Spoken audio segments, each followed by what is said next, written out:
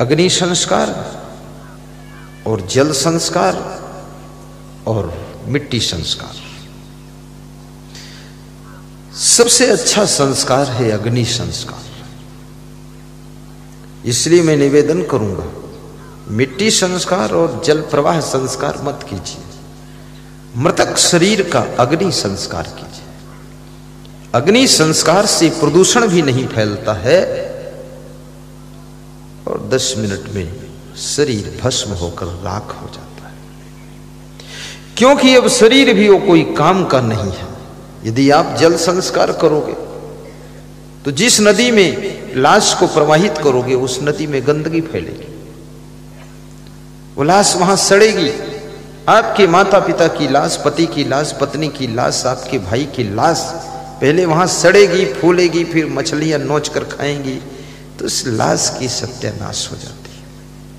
इसलिए आप जल प्रवाह मत कीजिए। ये तो जिनके पास कुछ पैसे वैसे नहीं है तो वो जल में बहा देते हैं। अग्नि संस्कार करो।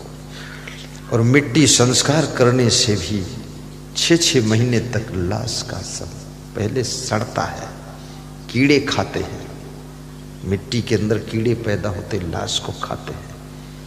6 महीने साल भर में वो लाश पूरी खत्म होती है, उसकी दुर्दशा हो जाती है। इसलिए अग्नि संस्कार। अभी एक संस्कार और आया है, वो भी अग्नि संस्कार ही है, लेकिन इलेक्ट्रिक द्वारा अग्नि संस्कार।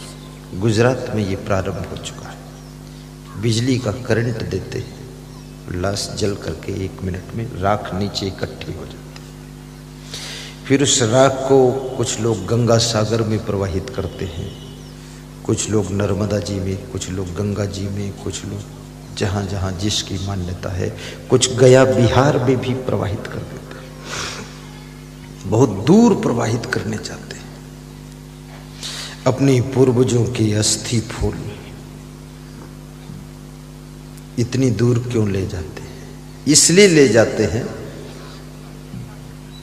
कि हमारे पूर्वज मृत्यु को तो प्राप्त हो गए, लेकिन उनकी अस्थियां गंगा जी में प्रवाहित कर दूं, ताकि उनकी आत्मा भूत प्रेत चुड़ैल न बने, कम से कम उनकी आत्मा की सद्गति हो जाए। इसलिए गंगा जी में प्रवाहित करते हैं। परंतु मैं निवेदन करूंगा, अस्थियां बिखरने से पहले आस्था को मजबूत कर लीजिए। ये अस्थियां गंगा जी में प्रवाहित करने से आपकी आत्मा तर जाएगी, इसमें थोड़ा संदेह भी है। आस्था अगर आपकी है धर्म के प्रति, भक्ति के प्रति,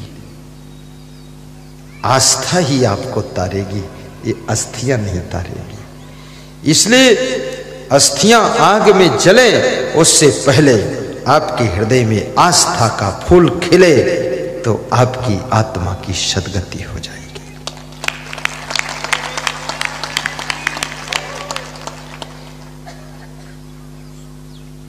उज्जैन में कुंभ मेला हो, हरिद्वार में कुंभ मेला हो, नासिक में कुंभ मेला हो, प्रयाग में कुंभ मेला हो, आस्था के साथ जाइए। जीते जी तो कभी गए नहीं, जाने का मन भी नहीं, जाना चाहते भी नहीं।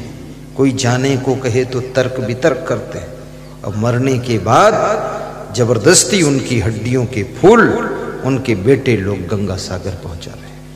अरे इसका मन नहीं था, इसको क्यों वहां डालने जा रहे? जीते जी खुद इन हड्डियों को, जिंदा हड्डियों को ले जाइए उज्जैन तीर्थ में, दर्शन कीजिए, स्नान कर लीजिए, सत्संग सुन लीजिए, हरिद्वार के कुंभ में दर्शन कीजिए, आस्था जगा लीजिए और वहां दान भी कीजिए। क्योंकि लोभ की नदी ही बैतरणी नदी है, दूसरी और कोई नदी नहीं। ध्यान देना, तुम सोचो कि कोई और बैतरणी नदी है, नहीं, लोभ की नदी ही बैतरणी नदी है। क्रोधो वैवस्तो राजा तृष्णा बैतरणी नदी, विद्या दुघा कामधेनु संतोषो नंदनम वरम। विद्या कामधेनु गाय है, संतोष इंद्र का नंदन वन है, और क्रोध यमराज का रूप है, और तृष्णा ही बैतरणी नदी है।